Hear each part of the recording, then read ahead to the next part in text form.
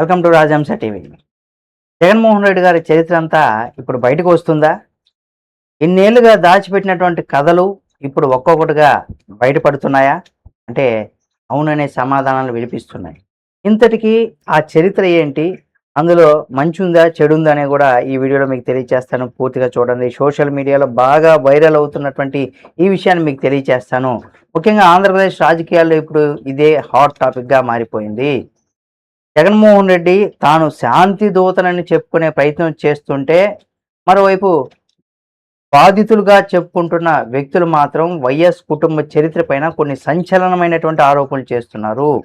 ఇప్పుడు ముఖ్యంగా వైరల్ అవుతున్నటువంటి పేరు టీడీపీ నేత, న్యాయవాది పేర్లు పార్థసారథి రెడ్డి. అంటే వైఎస్ రాజారెడ్డి కుటుంబంలో దశాబ్దాలుగా రాజకీయ పోరాటం సాగించినటువంటి ఆయన ఇప్పుడు మీడియా ముందుకు వచ్చి సంచలనమైనటువంటి వ్యాఖ్యలు కూడా చేశారు. ముఖ్యంగా జగన్ మమ్మల్ని కాపాడినట్టు మాట్లాడడం కొంత హాస్యాస్పదం అంటూ కూడా స్ట్రాంగ్ కౌంటర్ ఇచ్చారు ఆయన.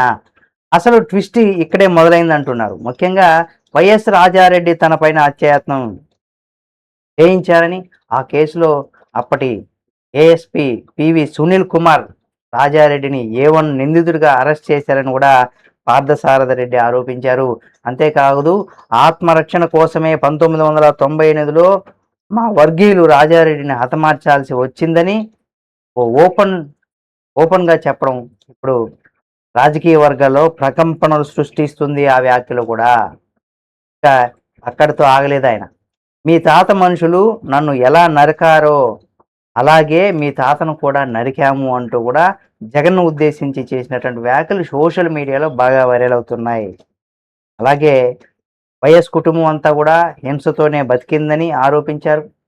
ఇంకా ఎమర్జెన్సీ కాలం నుంచి అక్రమ మైనింగ్లు, రాజకీయ హత్యలు, ఫ్యాక్షన్ కల్చర్ గురించి కూడా వరుసగా ఆరోపణలు చేశారు. ముఖ్యంగా వివేకానంద రెడ్డి హత్య కేసుకు సంబంధించి ప్రస్తావిస్తూ కూడా వివేకానంద చంపక ముందు జగన్ చెంపదెబ్బ కొట్టారు అంటూ కూడా చేసినటువంటి కామెంట్స్ కూడా ఇప్పుడు పెద్ద దుమారాన్ని రేపుతున్నాయి. ఇప్పుడు సోషల్ మీడియాలో కూడా ఒకటే చర్చ నడుస్తుంది. ఇవి రాజకీయ ఆరోపణలేనా లేక నిజంగానా బయటకు వస్తున్నటువంటి పాత చరిత్రేనా అనేది కూడా తెలియాల్సి ఉంది. మరి ఈ వ్యాఖ్యల వెనక మీరేమనుకుంటున్నారో మీరు మీ యొక్క అభిప్రాయాన్ని కామెంట్ రూపంలో తెలియచేయండి.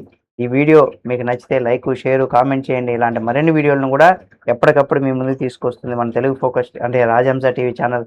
అప్పుడు సబ్స్క్రైబ్ చేసుకోండి. ఇక ఈ వ్యాఖ్యలపైన వైసీపీ ఎలా స్పందిస్తుందో కూడా చూడాలి. జగన్మోహన్ రెడ్డి గారు ఎలా స్పందిస్తారో కూడా చూడాలి.